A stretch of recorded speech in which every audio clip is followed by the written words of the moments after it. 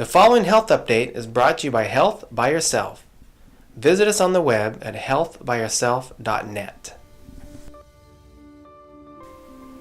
What is a genetic component to disease and why does it matter?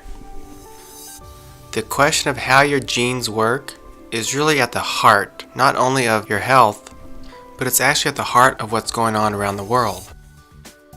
Charles Darwin came up with the idea of natural selection. Adolf Hitler took natural selection to heart, and he tried to apply it to humans. And what he was thinking was that if we could just get rid of all the bad genes, we could create a genetically pure society. And in his mind, this was really the way to get to paradise.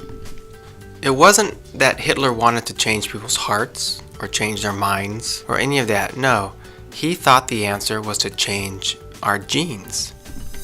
And so in his mind, sacrificing individuals for the good of the whole was worth the price. You might think this philosophy is dead, but this philosophy is more alive now than it was when Hitler was alive, and it especially shows up in our philosophy about health. People who buy into this idea that bad genes are what make you diseased also buy into a sense of helplessness because you can't change your genes. And so while it leads to a feeling of lack of control about preventing disease, at the same time there develops a hope in science for sort of bettering our health condition, because genetic research is aimed at just that, trying to discover the genetic component of disease. So the move continues to try to improve health by improving our genes. But there is an alternative way to think of this. Really, the key point to understand is that disease, that includes diabetes, heart disease, cancer, the things we think of as diseases, are always self-protective in nature. And that's really the key point. So the assumption people make that is incorrect is that you and I die of heart disease or die of cancer or die of diabetes or die of Parkinson's or anything like that. None of that's true. All of these things are what are allowing you to live as long as you are. They're self-protective in nature. But of course we know that there's a genetic component to these diseases. So let me give you an example.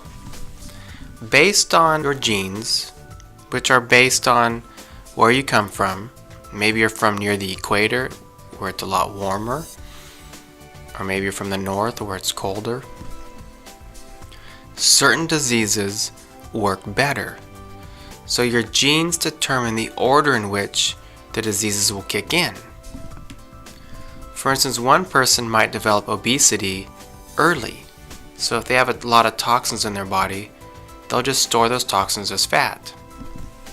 Another person might try to get rid of those toxins with their immune system, and maybe they will develop asthma. In both cases, the diseases are self-protective. It's just that different people, based on different genetic makeups, deal with these things differently.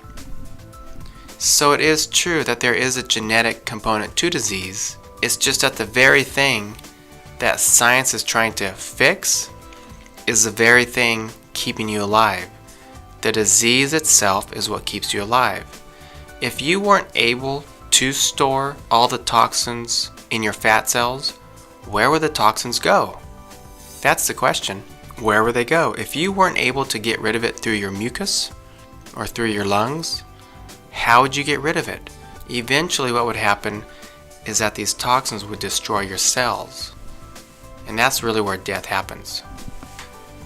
So I, for one, have absolutely no hope that humanity can better itself by fixing our genetic code. Although it's easy to see how someone with a little bit of knowledge might think that. There is a great deal you can do to improve and prevent disease. But the first step is to understand God is not the one who messed up. What needs to change is us, not our genes. Thanks for listening. Visit us on the web at healthbyyourself.net.